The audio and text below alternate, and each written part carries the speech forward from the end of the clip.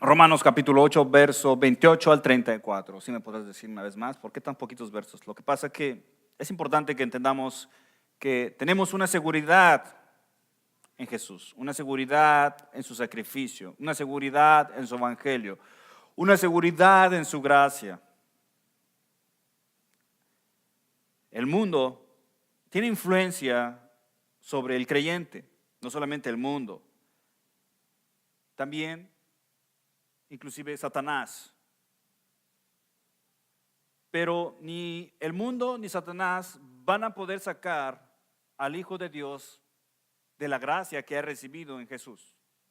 Y este ha sido el propósito de Pablo a través del capítulo 8, mostrar la preeminencia que tenemos en Jesús.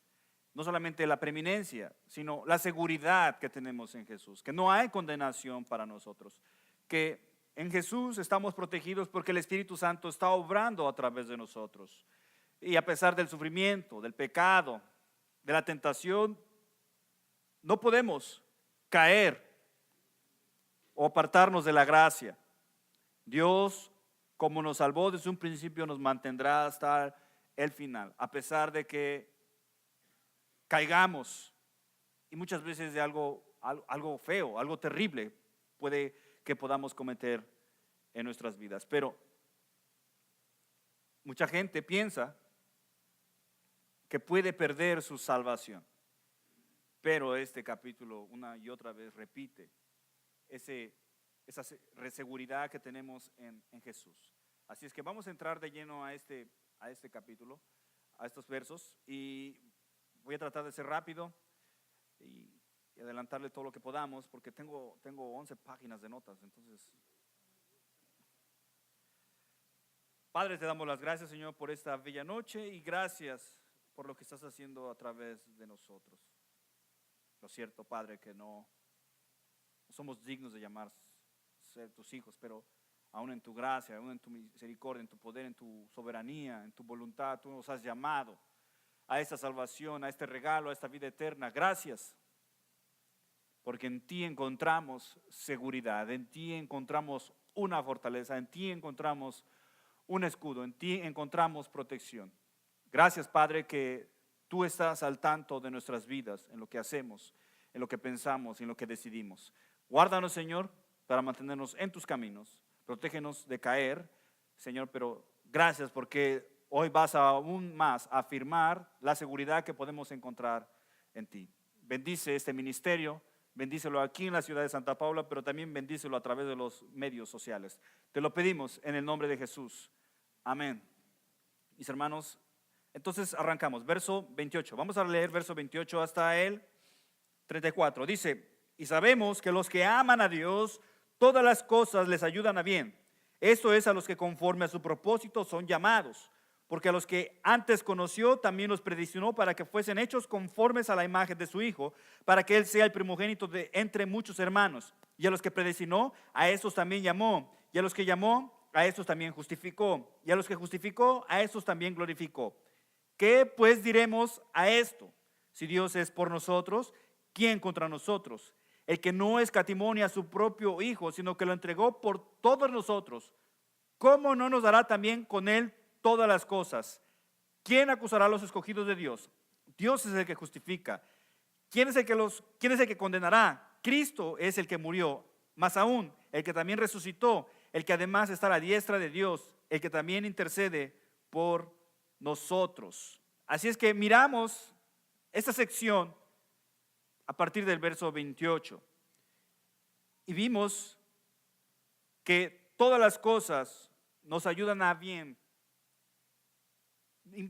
inclusive el pecado en sí mismo, el sufrimiento, la tentación. Esas cosas malas nos ayudan a bien.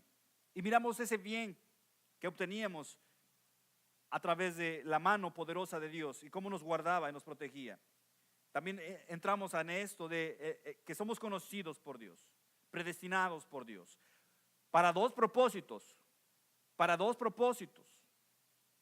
El primer propósito, ser como Jesús, que es nuestro lema como iglesia. Pero el propósito más aún, es para que Cristo siempre tenga la preeminencia, no solamente en su iglesia, sino en todo, en todo. Y miramos ese orden de la salvación. Esos 5 elementos de la salvación. ¿Cuáles son? Ahí los tenemos escritos. Presciencia o preconocimiento. El siguiente es predestinación. El siguiente es llamamiento. El siguiente, justificación. Y el siguiente, glorificación. Y miramos que son 5. Y cada uno es diferente. Pero al mismo tiempo son irrompibles. Cada uno de ellos están incluidos en la voluntad de Dios. Y no solamente eso, cada uno es obra propia de Dios.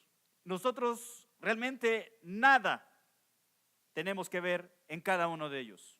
Nosotros simplemente venimos a participar, pero nosotros no hemos hecho nada para poder ganar eso. La salvación es una seguridad absoluta. Escucha bien esto. Tu salvación, mi salvación, es una seguridad absoluta e inalterable para todos los que han sido, ¿qué? Conocidos por Dios para ser sus hijos. Cada uno de ellos es distinto. Cada uno de estos elementos de salvación es distinto. Pero el conjunto total de cada uno de ellos, el conjunto total de ellos describe la salvación por gracia. Bien pudiéramos meternos en estudiar cada uno de ellos, pero realmente gente se pierde escribiendo sobre ello, cuando simplemente es tan sencillo. Nuestra salvación precede a la creación. Nosotros no fuimos salvos cuando aceptamos a Cristo. No, fuimos salvos antes de que Dios creara el universo. Y esa salvación no termina aquí, en esta tierra. La salvación va a continuar en la eternidad. Todo comienza con Dios y terminará con Dios, si es que tiene un fin. La salvación comenzó ¿con qué? Con la presencia de Dios, con el conocimiento de Dios, porque a los que antes conoció. Y esto habla de un conocimiento previo, no solamente un conocimiento de conocer algo como tal, sino de conocerlo íntimamente. Nosotros estamos aquí metidos en el tiempo, pero Dios ya nos conocía íntimamente. No solamente como conocer a una persona por solo conocerla, sino en esa relación de amor. Ya Dios nos amaba antes de la creación del mundo. Ya había una relación de amor entre Dios y nosotros. Nosotros simplemente estamos metidos aquí en esta burbuja de tiempo. Aunque Dios nos conoció, es necesaria que la fe, porque puedes decir, pues si Dios ya me conocía, entonces no es necesaria la fe. No, la fe es importante para llegar a Cristo. La fe es esa chispa que nos unió con Dios y nosotros. Sin esa conexión de fe no podría ser posible la gracia. Inclusive la fe ya la había puesto Dios antes. Dios ya había puesto la fe en nosotros para que llegado el momento nosotros creyéramos y rindiéramos nuestras vidas a Cristo. ¿Por qué? Porque Dios ya nos había conocido por anticipado. Él ya sabía quiénes son los que aceptarían y de dónde surgió la fe, de Él.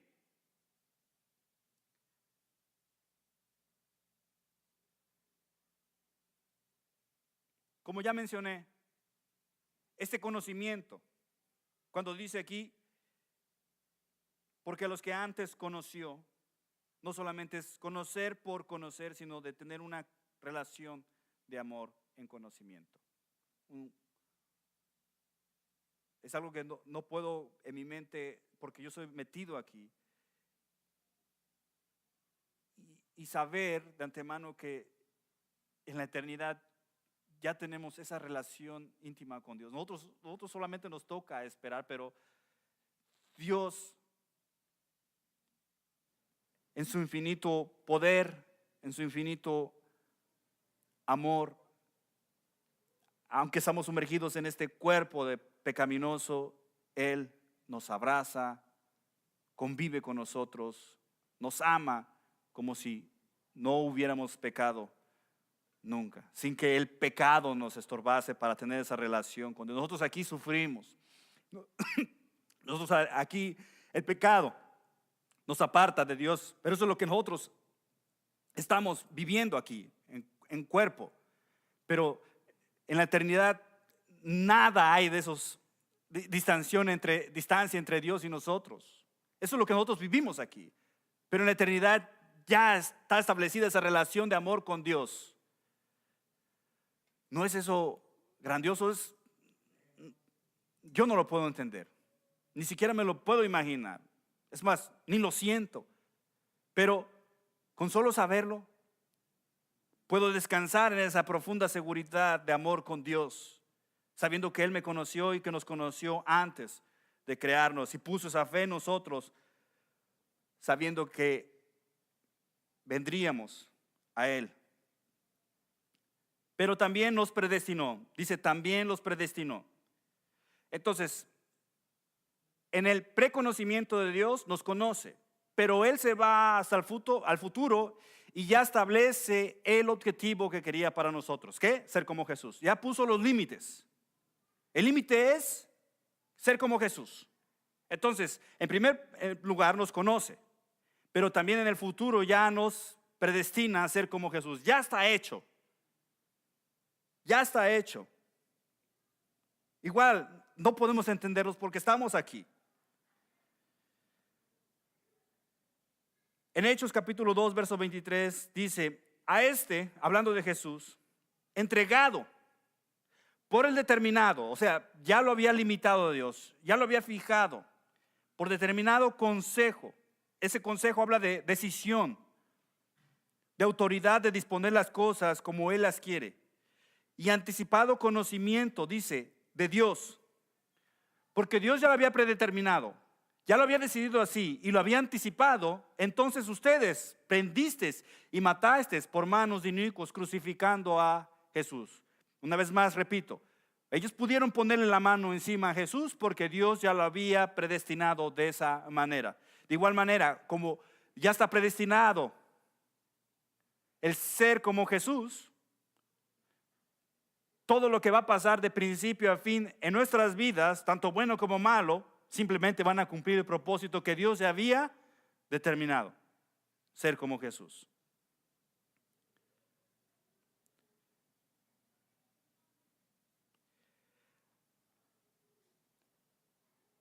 Nadie, ni tú pusiste el deseo de escogerle. En ti nunca nació ese tal deseo. Tú estabas muerto en tus delitos y pecados. Un muerto no siente. Entonces, por ende, no tenías esa capacidad de decidir escogerle. Nosotros podemos escoger o escogimos a Dios porque Él nos escogió primero. En Efesios, capítulo 1, ahí sí acompáñame. Efesios, capítulo 1, verso 4.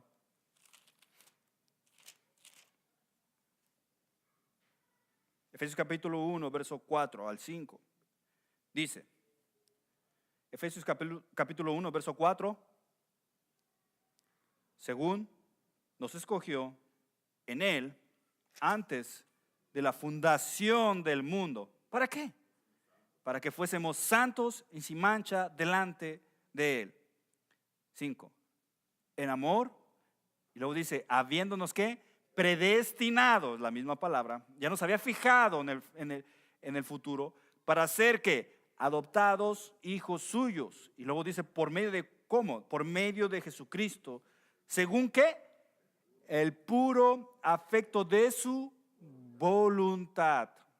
Una vez más, y me puedo meter yo en problemas con esta predicación, ¿sabías?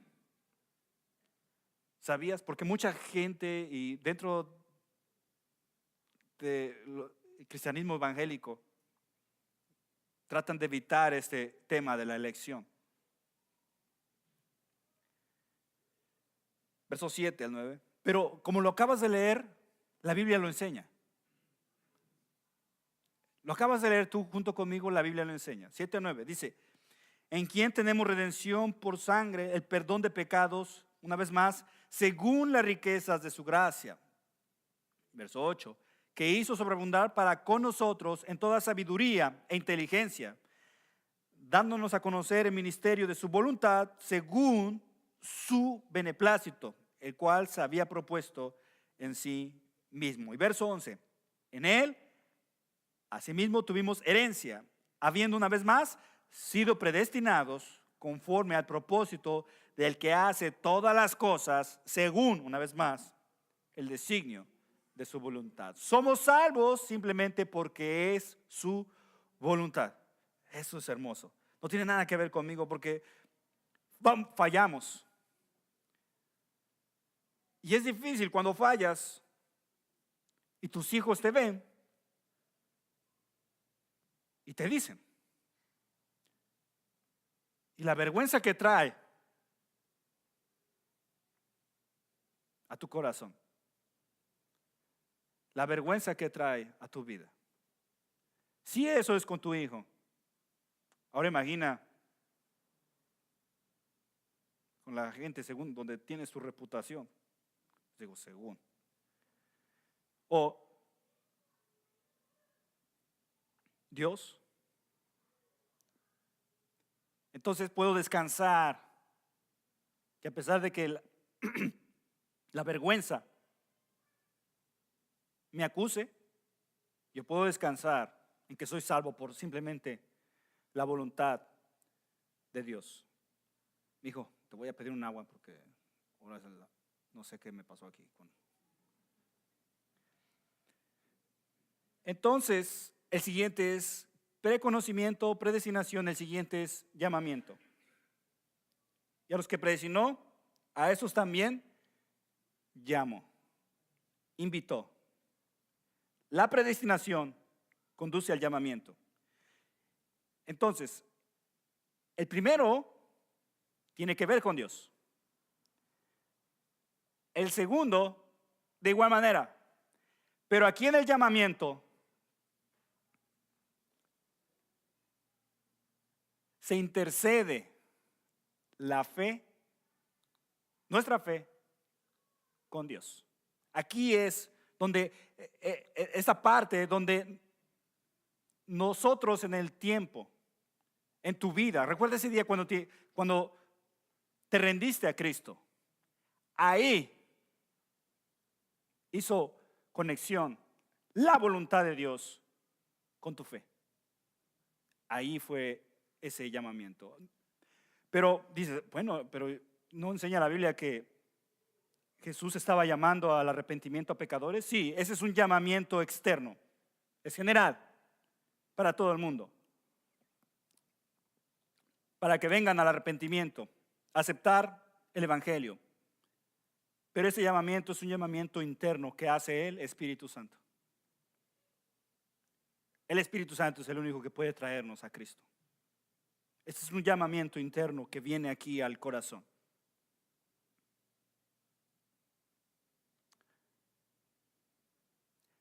La persona solo puede responder en fe, solamente puede responder en fe. Recuerda, esa fe fue dada por Dios, a menos que Dios haya hecho el llamamiento interno por medio de su Espíritu Santo. Solamente podemos venir a Dios en fe si el Espíritu Santo nos lleva a Él. Y una vez más, esto fue una obra exclusiva de Dios. No tiene que ver con tu fe ni con mi fe. No tiene que ver. Si tú piensas que llegaste a Cristo por tu fe, esos son obras. Esos son obras. Y no somos salvos por obras, sino por gracia. Segunda de Timoteo 1:9. Acompáñame a segunda de Timoteo, capítulo 1, verso 9.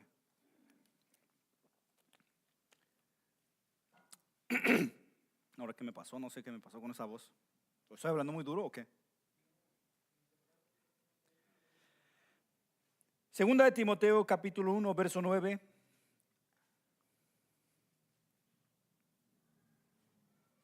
Dice, ¿quién nos salvó? Hablando de Dios. Y llamó. ¿Cómo? Con llamamiento santo. Dice, no conforme a nuestras obras. Fe, recuerda. Tu fe, no importa qué tanto clames, qué fe tienes. No es tuya. Sino según el propósito suyo. Y la gracia que nos fue dada en Cristo Jesús. ¿Cuándo? Antes de los tiempos de los siglos. Segunda de Tesalonicenses. Segunda de Tesalonicenses, capítulo 2, verso 13 al 14.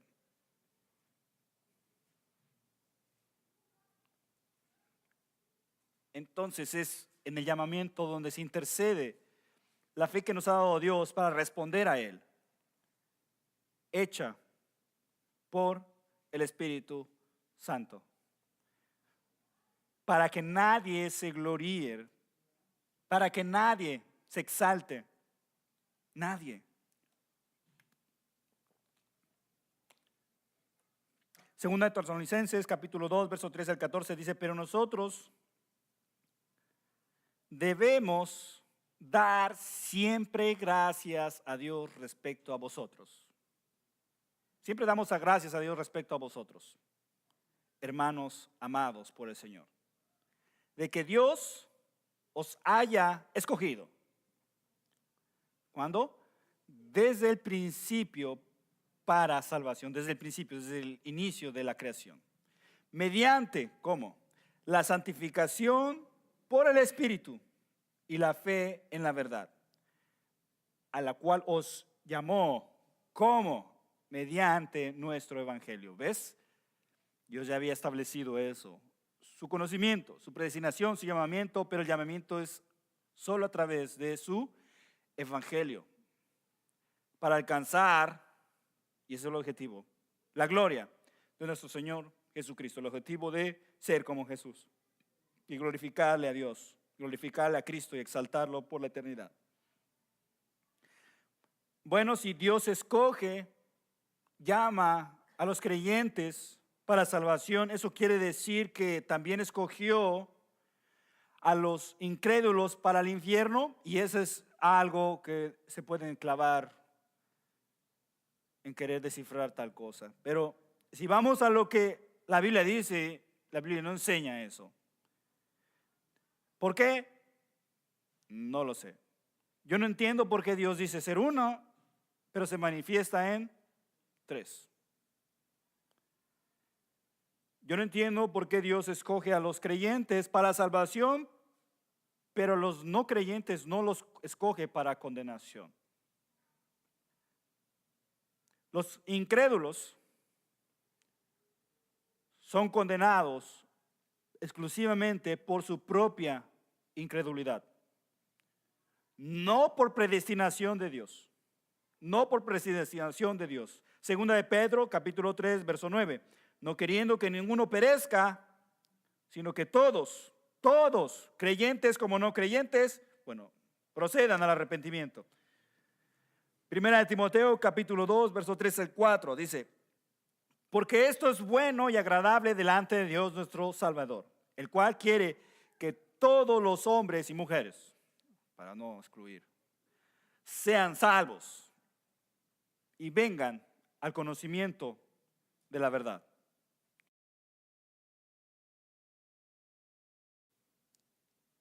Cada incrédulo es responsable. Cada incrédulo es responsable de su propia decisión única. No tiene nada que ver con la predestinación de Dios. Es responsable de su decisión única y personal para su condenación eterna. Así es que no existe ninguna razón justificable que podamos dar para decir que ¿por qué Dios nos salvó? No hay razón. Simplemente lo que dice la Biblia es que es por su voluntad. No hay ninguna razón, no porque éramos especiales, o porque fuimos más altos o más chaparritos, no, simplemente fue por su propia decisión. No podemos entender por qué nos escogió. Pero algo que se nos escapa es darle las gracias por ello. Muchas veces se nos escapa darle las gracias porque nos escogió. Creo que entiendes que cuando le das las gracias a Dios tiene que ver mucho con tu servicio a Dios, con tu búsqueda a Dios. Así es que del llamamiento a la justificación, pero de aquí no voy a meterme mucho a fondo porque esto trata el capítulo 5, 6 y 7 de Romanos. Así es que tras haber sido llamados, también somos justificados. Un creyente queda justificado ante Dios por la pura obra de Dios. Tampoco tiene que ver nuestras obras. Romanos capítulo 3, verso 24, siendo justificados gratuitamente por su gracia mediante la redención que es en Cristo Jesús. Y por último, de la justificación a la glorificación, que una vez más, esta glorificación que hemos de recibir, tanto física como interna, igual es realizada exclusivamente por Dios. Segunda de Tesalonicenses capítulo 2 verso 14, a los cuales os llamó mediante nuestro evangelio para alcanzar la gloria de nuestro Señor Jesucristo. Segunda de Timoteo capítulo 2 verso 10, por tanto, todo lo soporto por amor de los escogidos. Pablo no sabía quién era escogido. Simplemente todo lo soporto por los escogidos. ¿Para qué? Para que ellos también obtengan la salvación que es en Cristo Jesús. No solamente la salvación, sino que además con premio, con gloria eterna. Así es que nos espera la glorificación. Entonces ahí tenemos todo, la salvación, cómo la ve Dios hacia nosotros. Nosotros simplemente fuimos salvos y no, bueno, así quedó. Pero Dios ya había hecho todos estos 5 pasos de salvación para nuestras vidas. Ahora, como es normal, siempre va a haber oposición. Un día alguien te dice, la salvación se pierde. Y tú le dices, no, la salvación no se pierde. ¿Por qué? Por esto. Pero la Biblia dice aquí, pero la Biblia dice acá, pero la Biblia enseña esto. No, la salvación no se pierde. Y Pablo se anticipa a ello. Pablo se anticipó a los rechazos de esta seguridad. Pablo sabía que habría creyentes no que no estuvieran en Cristo, sino creyentes que su fe fuese débil. Y que cuando llegan los falsos maestros, saquen provecho de esa situación. Muchos dentro de nuestra iglesia han sido víctimas de eso. Aunque su fe en Cristo es fuerte, su amor por Él, pero su conocimiento bíblico no lo es, llegan falsos maestros y se aprovechan de ello. Y hay iglesias así. Se aprovechan de la gente, meten miedo para tener control, meten temor para tener a la gente sumisa, que se haga lo que dice el pastor. Así es que Pablo sabía tal cosa. Y para afirmar esa seguridad máxima que tenemos de salvación, va a responder a ciertas preguntas. Pero si leemos, si lo volvemos a leer, vamos a poder notar que hay varias preguntas y respuestas, pero hasta que puede formarse una canción en ella. Increíble cómo va a finalizar Pablo este capítulo. Así es que podría llegar alguien y decir, bueno, tal vez existen personas que pueden sacarnos de esta salvación. Tal vez Dios, quien dio la salvación, puede retirar la salvación. O alguien puede decir, ¿qué tal Satanás? Tal vez Satanás, que es más poderoso que nosotros, puede arrancarnos de esta salvación. U otros podrían decir, ¿qué tal Cristo? ¿Qué tal el Hijo de Dios? Entonces Pablo se adelanta a responder tales preguntas. Por eso dice en verso 31, ¿qué pues diremos a esto? Todo lo que ha venido hablando en este capítulo 8. ¿Qué pues diremos a esto? Si Dios es por nosotros, eso ya es lo que hemos visto. Entonces, ¿quién contra nosotros? La otra sería, ¿quiénes contra nosotros?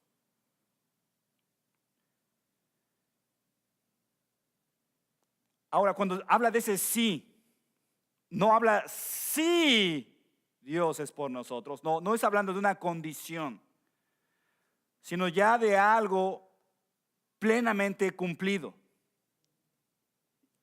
Ya, de antemano, Dios es por nosotros. Dios es por nosotros. Y de ahí lo siguiente. Entonces, ¿quién contra nosotros?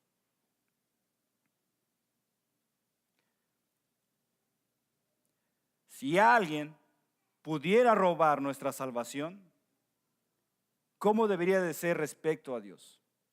Más poderoso. Pero no hay tal cosa, no hay tal poder más grande que Dios. Así es que no existen tales personas que puedan robarnos nuestra salvación.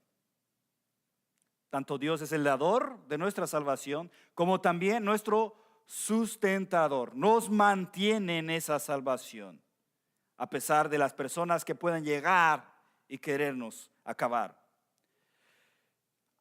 Aunque no pueden robarnos nuestra salvación, pero sí pueden llegar falsos maestros a extraviarnos, a confundirnos, a debilitar nuestra fe.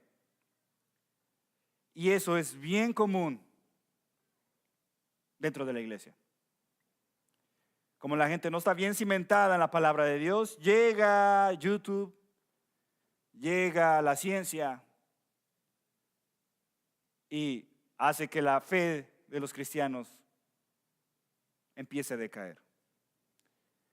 Pero no por ende pierdan su salvación. Así es que no hay persona, nadie puede quitarte tu salvación, ni la religión, X religión, no quiero mencionar nombres, porque hay religiones que te excomulgan, te quitan el bautismo y te quitan todos los sacramentos que te han dado cuando has cometido un pecado de muerte. No hay nadie, ni un pastor, ni un anciano, ni el papa, nadie tiene más autoridad que Dios. Nadie. Ni religión, ni maestro, ni falso maestro, ni filosofía puede remover la salvación de un creyente. Bueno, si no hay una persona que sea capaz de remover nuestra salvación, ¿qué tal Dios? Dios es soberano y omnipotente, ¿sí o no? Dios lo puede todo. Dice la Biblia que Dios puede todo. Entonces, por lo tanto, podemos preguntarnos si Dios puede quitarnos la salvación. Y eso es lo que a veces oímos dentro de la iglesia. Si Él la dio, también la puede quitar. Dice verso 32, el que no escatimó ni a su propio Hijo,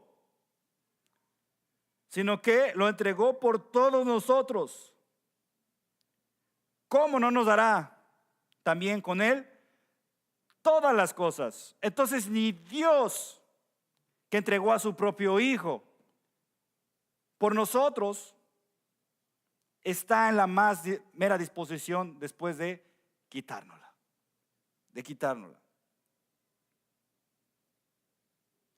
Fíjate bien lo que hizo para salvarnos. Entregó a su propio hijo. ¿Cómo va a ser posible que ahora, por algo tan tremendo que hizo por nosotros, ahora de un día para otro, porque Miguel no la hace, porque Miguel falla mucho, ahora le quito mi salvación? No, no. Dios no está dispuesto a darnos la espalda por ser tan ineficientes en vivir vidas santas. Dios nunca nos va a dar la espalda. Una vez siendo sus escogidos, Dios nunca va a dar la espalda a nosotros. El perdón ilimitado de Dios, porque es un perdón ilimitado, hace imposible que inclusive nuestros propios pecados nos saquen de la gracia de Dios. Ni siquiera nuestros propios pecados pueden sacarnos de la gracia de Dios. Bueno, si Dios no puede sacarnos de ahí por ese gran regalo que nos dio ya de antemano, ¿qué tal Satanás? Tal vez Satanás puede quitar nuestra salvación. Verso 33. ¿Quién acusará a los escogidos de Dios? Dios es el que justifica. Satanás es nuestro enemigo sobrenatural más poderoso. El diablo es alguien aparte de Dios que podría tener poder suficiente para despojarnos de la gracia de Dios. Satanás es conocido como el acusador de los hermanos. Él no anda perdiendo el tiempo aquí. Él está en la presencia de Dios acusándonos, porque tiene razones para acusarnos, ¿sí o no? Tiene muchas razones para llegar delante de la presencia de Dios y decirle: mira, Miguel, lo que está haciendo, mira lo que está pensando, y predica tu palabra. Nos acusa como egoístas, nos acusa de falsos. Además, trata de debilitar nuestra fe para hacernos ver mal delante de Dios. Pero Dios no acusa a sus escogidos. Dios no acusa a sus escogidos, sino Dios acusa a Satanás por tratar de destruirnos o por tratar de desacreditarnos. Y esto es algo que a Satanás le encanta hacer. Lucas capítulo 22, verso 31, dijo también el Señor a Simón: Simón, Simón, he aquí Satanás. Imagina ahí tu nombre. Ven yo, he aquí Satanás. Os has pedido para zarandearnos como a trigo, pero he orado para que tu fe no. Estamos bajo una cobertura inimaginable de parte de Dios. En pocas palabras, somos indestructibles. Somos indestructibles. Nosotros nos vemos y híjole, pues le decía: ven, yo vengo cansado. ¿Cómo dices tú que soy indestructible? Bueno, a los ojos de Dios, en su soberanía somos indestructibles. Nada puede hacernos ningún daño. Nada. Aunque Satanás nos acuse delante de Dios, ¿quién es el que justifica? Dios. Dios es el que tiene la autoridad. Él es el que decide quién es justo delante de Él y quién no. Bueno, la Biblia dice: ninguna condenación hay para los que están en Cristo Jesús. Eso quiere decir que no vamos a conocer ninguna condenación propia. Pero ¿cuál condenación sí conocemos? Y la vamos a recordar en el cielo. Y vamos a cantar sobre ello. La única condenación que conoceremos como hijos de Dios será la que cayó sobre el Cordero de Dios que quita el pecado del mundo. Esa es la única condenación que conoceremos. Ni Satanás puede sacarnos de esta increíble salvación. Bueno, si Satanás no puede y Dios ya decidió no hacerlo, pero ¿qué tal Cristo? Verso 34. ¿Quién es el que condenará? ¿Condenará? Pregunta. Cristo es el que murió. Bueno, si hay alguien más que puede condenar, ese es Cristo. Bueno, pero dice, Cristo es el que murió. Más aún, el que también que resucitó. El que además, no solamente está a la diestra de Dios, está en una posición de honor junto con Dios. Y el que también, estando en esa posición juntamente con Dios, intercede por nosotros. Juan capítulo 10, verso 28 enseña: yo les doy vida eterna. Jesús hablando. Y no perecerán jamás, no morirán. Y nadie las arrebatará de mi mano. Quitar esta promesa es en contra de la voluntad misma de Dios. Si un día Jesús decidiera sacarnos de su gracia, estaría rompiendo con sus promesas, y eso lo haría mentiroso, y al ser mentiroso entonces no sería Dios. Cristo murió. En su muerte Él tomó la paga plena de nuestros pecados. En su muerte Él sufrió la condenación por nosotros, pero también resucitó. En su resurrección venció el pecado y el castigo supremo de la muerte. Su muerte pagó el precio por nuestros pecados. Con su muerte pagó el precio de nuestros pecados, y con la resurrección comprobó, mostró al mundo que fue pagado por completo. En su muerte pagó todo, y en su resurrección es la enseñanza visible de que lo hizo completamente. No solamente eso, sino que además está a la diestra de Dios, igualmente en un lugar de exaltación y honra divina. ¿Por qué? Porque Él se humilló hasta lo sumo, pero también intercede por nosotros. ¿Por qué? Porque Satanás tiene excusas para condenarnos delante de Dios. Jesús terminó su ministerio aquí en la tierra, pero su ministerio continúa en el cielo, intercediendo por nosotros. En Hebreos capítulo 7, verso 25, por lo cual puede también salvar, hablando de Jesús, perpetuamente a los que por Él se acercan a Dios. Ahora, viviendo siempre para interceder por ellos. Si Cristo murió por nuestros pecados,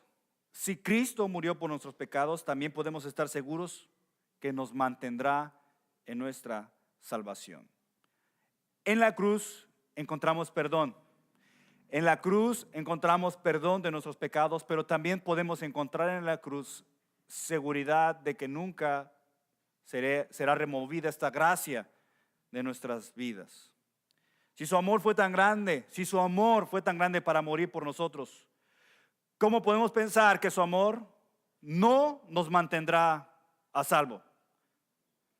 Si tuvo el poder para redimirnos, ¿cómo no será más poderoso para preservar nuestra salvación? Si Cristo, el sacerdote perfecto, ofreció un sacrificio perfecto para hacernos perfectos, negar nuestra seguridad en la cruz sería decir que el sacrificio de Cristo fue ineficiente. Si decimos que la salvación se pierde, entonces el sacrificio perfecto del Hijo de Dios no es tan perfecto. ¿Te das cuenta de ello? Es increíble porque es un sumo sacerdote perfecto, por un sacrificio perfecto, para hacernos perfectos. No hay nada cosa que pueda sacarnos de esto. No hay. Lo que nos resta de vida, Dios nos va a mantener seguros en su amor. Tal vez no estés muy seguro dentro de la iglesia. ¿Qué sé yo? Somos hombres. Pero Dios te va a mantener seguro en su amor. En su amor. ¿Hasta cuándo? Hasta que Él vuelva. Pueden levantarse pastores, caer pastores. Pueden levantarse iglesias y caer iglesias. Pero si estamos metidos en esa elección, en esa predestinación, en ese llamamiento, en esa justificación y esa glorificación, no hay nada que nos pueda sacar de ahí. No hay nada.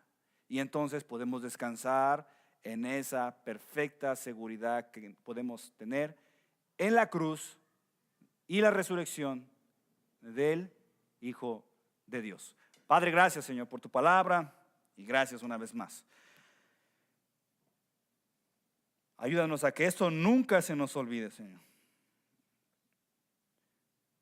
Que ni el sufrimiento, ni la tentación, ni el pecado, Señor, ni Satanás, ni el mundo, ni la familia,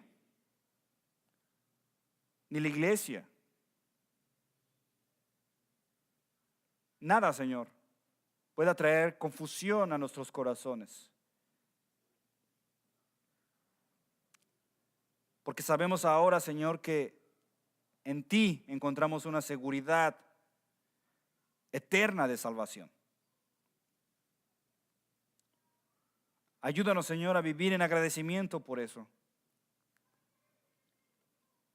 Sirviéndote, llevando las nuevas al mundo, haciendo discípulos, usándonos, Señor, dentro y fuera de tu iglesia. Señor, ayúdanos, Señor, a ser agradecidos. Bendito eres, Dios Todopoderoso. Y gracias, Señor, que simplemente tú nos usas para tu gloria y tu honra. Señor, manifiesta tu poder en nuestras vidas. Manifiesta tu poder, Señor. Te lo pedimos en el nombre de Jesús. Amén.